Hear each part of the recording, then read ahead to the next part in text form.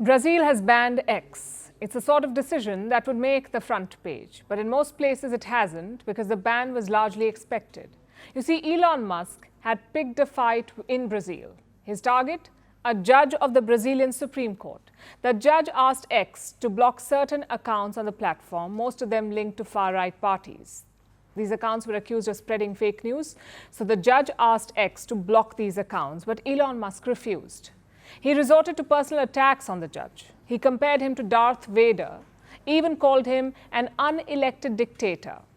That was his first mistake. The second mistake came last week. Brazilian laws require social media companies to appoint a legal representative. Again, Elon Musk refused, so the court had no choice. It has asked Apple and Google to remove X from their app stores. Of course, you can still use VPN, but if you're caught using VPN and on X, the fine is stiff. Around $8,000 per day, that is the fine. So X has effectively been banned in Brazil.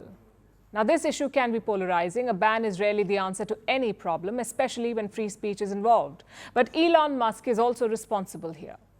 Maybe he finds the judgment unfair, in which case he can always use legal means. He can disagree and still respect the law of the land. That's what normal businesses would do, but not Elon Musk. He chooses to insult and abuse office bearers. Look at his latest post. Musk says the Supreme Court judge meddled in Brazil's last election. Has he offered any evidence? Of course not. Instead, he is asking followers with evidence to reply to his post. It is childish, it is dangerous, but it's not unprecedented.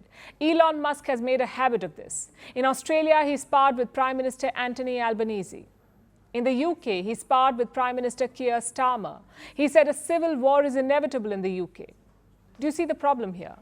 Elon Musk is not just a normal X user, he's the richest person on the planet. Also the most followed account on X. He's got 196 million followers, so his words and tweets carry weight.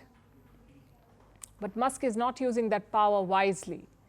He's using it to bully and fight foreign governments. It's a sign of how far X has fallen. Elon Musk bought the platform. He bought Twitter for $44 billion. Today, the platform is worth around half of that, so nearly $22 billion wiped out. Same with advertisers. Out of the top 1,000 advertisers, half have left X. The reason? Elon Musk. He was asked about advertisers leaving the platform. His response was to abuse them. Musk has fired nearly 80% of all X-employees. That includes content regulation teams as well. The guys who filter out hate and fake news, he's fired all of them. As a result, X is now more toxic. And advertising companies had a problem with this. They said their ads were being displayed alongside neo-Nazi tweets. So what did they do? They pulled out. Now, all of this makes one thing pretty clear. Elon Musk is running X to the ground. And he's now lost a key market. Brazil had around 24 million X users. It was the fourth biggest market for the company, and that has disappeared overnight, all thanks to Elon Musk and his refusal to play by the rules.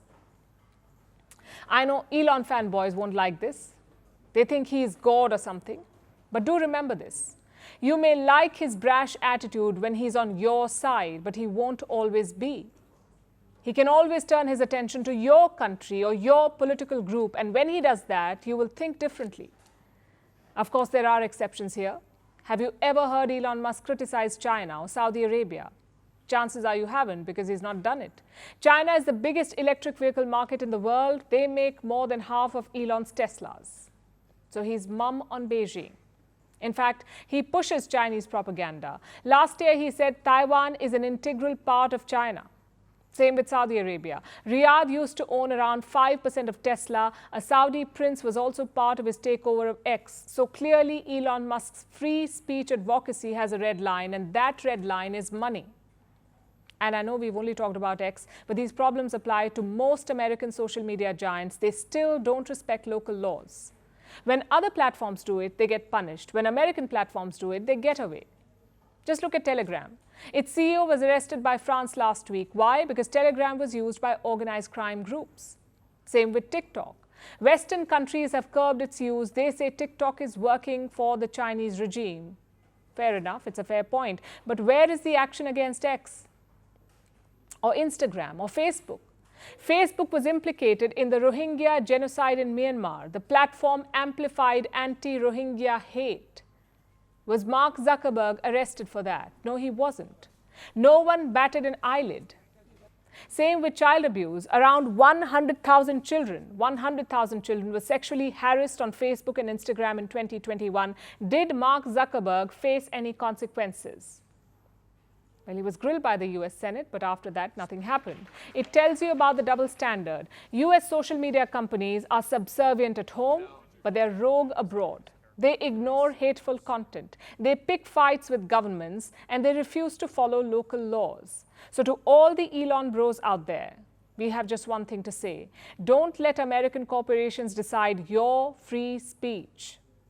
You have laws and courts to do exactly that.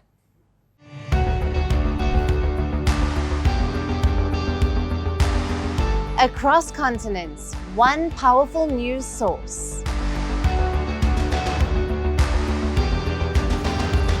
Bringing you diverse perspectives on the issues that matter.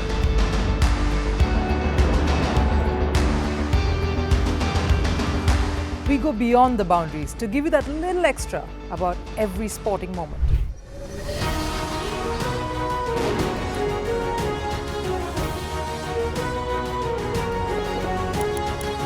So thank you for making Firstpost 5 million strong.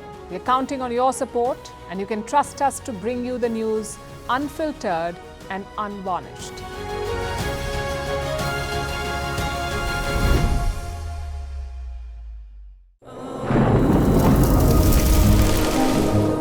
Climate change is on our doorstep. It's time for a revolution to take root. And it starts with 1.4 billion Indians.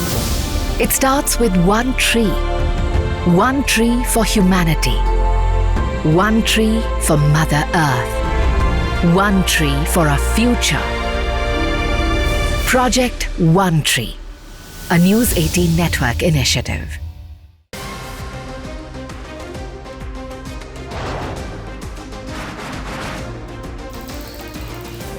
On this today, the T20 World Cup bandwagon will be crossed to the West Indies.